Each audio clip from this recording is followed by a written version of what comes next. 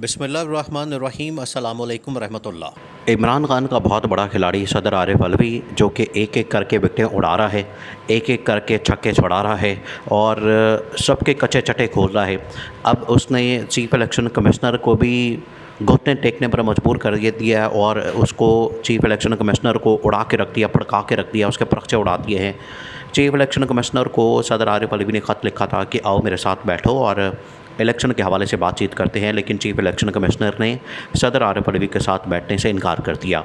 सदर आरिफ अलवी से तो बैठने से इनकार कर दिया, लेकिन एक और ये पाकिस्तान की सबसे टॉप की पोस्ट है, सबसे ऊपर की पोस्ट है और सदर जो है वो तमाम मुसल्लह अफवाज का भी सुप्रीम कमांडर है और हुकूमत का भी वो आखिरकार सुप्रीम पोस्ट है। इलेक्शन कमिश्नर ने उससे मिलने से इनकार कर दिया और एक लो रैंक का आदमी अमेरिका का सफ़ीर, उसके साथ चीफ इलेक्शन कमिश्नर तो मुलाकात के लिए बड़ा राज़ी होता है, बड़ा खुश होता है और उसके लिए तो मुलाकात के लिए दौड़ा जाता है। सुबह सवेरे उठ के 7-8 बजे तैयार होकर दफ्तर पहुंच जाता है, उसके साथ मुलाकात करता है, लेकिन सदर के साथ मुलाकात नहीं करता। सदर आरिफ अलवी ने उसके ऊपर वजारत क़ानून को ख़त लिख दिया कि इसने मुझे मिलने से इनकार कर दिया। वजारत क़ानून में 2-3 चीज़ें बयान की हैं, अब आपने इसको समझना है। एक तो ये कि सदर आरिफ अलवी ने कहा था कि सदर किस तरह से, ये चीफ इलेक्शन कमिश्नर किस तरह से सदर को मिलने से इनकार कर सकता है, और मैंने इसको बुलाया था तो इसने बड़ी सख्त किस्म की हुक्म अदूली की है और ख़िलाफ़ वर्जी की है, इस वजह से इस बंदे के ख़िलाफ़ एक्शन लिया जाए। वजारत क़ानून ने कहा कि ये चीफ इलेक्शन कमिश्नर का प्रोगेटिव है, उसका राइट है, उसके पास ये हक़ है किससे मिलना है किससे नहीं मिलना, ये उसका हक़ है, इसमें ना छेड़ा जाए। सदर ने कहा ओके कोई बात नहीं। सेकंड, सदर ने कहा कि ये इलेक्शन की तारीख के ऊपर हमने बात करनी है और इलेक्शन के हवाले से हमने डिस्कशन करनी है और इलेक्शन की तारीख का ऐलान करना है। ये हमारे पास आता, हम बैठते बात करते ताकि इलेक्शन की तारीख का ऐलान मुश्तरका तौर पर करते। अगर इसने नहीं करना, मेरे साथ नहीं बैठना, बात नहीं करनी, फिर मैं सिंगल हैंडली अकेला इलेक्शन की तारीख का ऐलान कर देता हूँ। इसके ऊपर अब वजारत क़ानून ने जो बात की और जो इंडिपेंडेंट, जो आज़ाद माहिर कानून हैं, जो टॉप के पाकिस्तान के कानूनदान हैं, लॉयर्स हैं और कानून को समझते हैं, आइनी माहिरीन हैं, उनकी जो राय है, इस 2 चीज़ों को आपने समझना है। एक तो ये कि सदर ने कहा कि वो मेरे साथ आके बैठें, इलेक्शन के हवाले से बात करें, नहीं तो मैं ख़ुद इलेक्शन की तारीख का ऐलान कर देता हूँ। इस पर फिर वजारत क़ानून ने कहा कि इलेक्शन एक्ट में तब्दीली के बाद इलेक्शन कमीशन के पास ये इख्तियार मौजूद है कि वो इलेक्शन की तारीख का ऐलान करे, लेकिन आइन के अंदर ये अभी भी शक मौजूद है। आइन क्योंकि सुप्रीम है, इलेक्शन एक्ट के ऊपर भी जो आइन है वो सुप्रीम है। आइन सुप्रीम होने की वजह से आइन के अंदर जो 45 आर्टिकल है, उसके मुताबिक ये राइट जो है वो सदर आरिफ अलवी के पास मौजूद है कि वो इलेक्शन की तारीख का ऐलान कर सकता है और बग़ैर किसी से पूछे। अब आपने इस मामले को समझना, जो आइनी और कानूनी माहिरीन ने नुक्ता उठाया है वो ये कि पंजाब और केपी, आपने इसकी बैकग्राउंड को समझना है।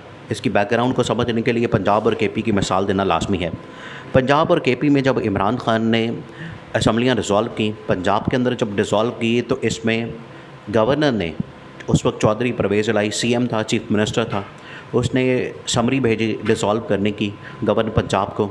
उसने इसके ऊपर दस्तखत नहीं किए और 48 घंटे बाद ऑटोमेटिकली असम्बली डिज़ोल्व हो गई। अब इस केस में गवर्नर के पास कोई राइट नहीं था और ये राइट चला गया था किसके पास, इलेक्शन कमीशन के पास, कि वो तारीख का ऐलान करता। दूसरी जानिब अगर केपी की एग्ज़ाम्पल सामने रखी जाए, केपी के अंदर जब वहाँ के चीफ मिनिस्टर ने, महमूद खान ने समरी भेजी डिज़ोल्व करने की तो गवर्नर ने दस्तखत कर दिए, तो इस तरह से गवर्नर के पास ये इख्तियार चला गया कि वो तारीख का ऐलान कर सकता है और वो, क्योंकि उसने, गवर्नर ने दस्तखत करके असम्बली डिज़ोल्व की तो वो एक पूरा प्रोसेस है, तो उसके मुताबिक गवर्नर के पास ये राइट चला गया। इसी वजह से सुप्रीम कोर्ट पाकिस्तान ने और सदर ने उस वक्त पंजाब की तारीख का ऐलान कर दिया था और केपी की तारीख के हवाले से कहा गया था कि वहाँ पर गवर्नर पाबंद है। गवर्नर ने क्योंकि वहाँ पर असम्बली डिज़ोल्व की, दस्तखत किए, इस वजह से वहाँ पर उसका फ़र्ज़ है कि वो इलेक्शन की तारीख का ऐलान करे। अब आ जाएँ ऊपर वफाक के अंदर नेशनल असम्बली की जहाँ तक बात है, इसमें आप ये देखें कि 9 अगस्त को शहबाज शरीफ की जानिब से असम्बली भेजी जाती है, कौमी असम्बली डिज़ोल्व करने की, सदर के पास सदर क्या करता है कि उसके ऊपर 1 मिनट नहीं लगाता और दस्तखत कर देता है। अब दस्तखत हो गए। अब आइन और कानून के मुताबिक, आइन और कानून के मुताबिक यहाँ पर ये वही केपी वाला केस जो है वो लागू होना है। आइन और कानून के मुताबिक क्योंकि सदर ने दस्तखत कर दिए हैं, इस वजह से इलेक्शन की तारीख का ऐलान, उसका राइट अब चला गया सदर के पास में। तो सदर ने कौमी असम्बली के इलेक्शन की तारीख का ऐलान करना है। हाँ, इसमें ये कहा है कि सदर के पास ये राइट मौजूद है कि वो कौमी असम्बली के इलेक्शन की तारीख का ऐलान कर सकता है, इंतखाबात का।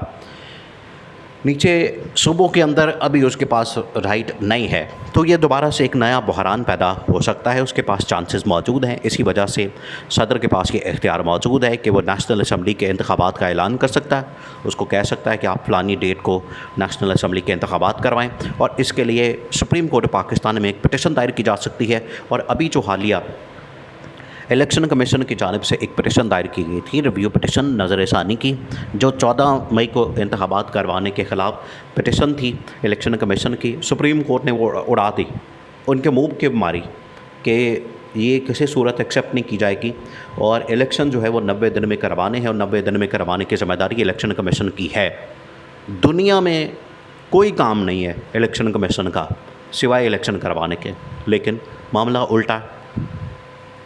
ये सारे काम किए जा रहे हैं इलेक्शन कमीशन की जानिब से, लेकिन जो इलेक्शन करवाने उनकी ज़िम्मेदारी है वो नहीं कर रहे हैं। तो सुप्रीम कोर्ट पाकिस्तान ने डंडा दिया कि आपने 90 दिन से ऊपर नहीं जाना।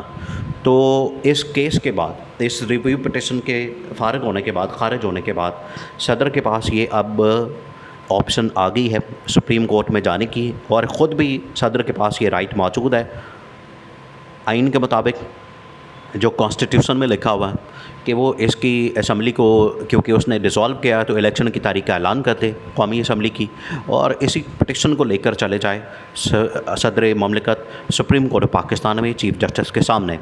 अभी 16 दिन बाकी हैं चीफ़ जस्टिस के, 15-16 दिन।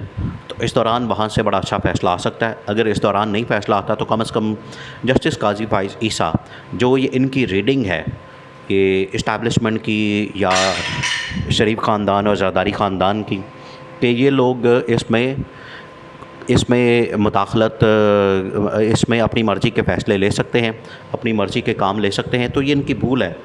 चीफ़ जस्टिस जब काजी फाइज़ ईसा ने बनना है, वो भी आइन और कानून के मुताबिक फ़ैसला करेगा। आइन और कानून के मुताबिक बड़ा पक्का आदमी है, इस वजह से ये चीफ़ इलेक्शन कमिश्नर ने भी फ़ारिग हो जाना है, इसको बरतरफ कर दिया जाना है, इसको हटा दिया जाना है। और इसी वजह से ये जो इख्तियार है इलेक्शन की तारीख का, वो सदर ममलिकत ने करके ख़ुद अनाउंस करना है। और सुप्रीम कोर्ट के फ़ैसले के बाद चीफ़ इलेक्शन कमिश्नर की बरतरफी के इम्कानात बहुत ज़्यादा बढ़ गए हैं।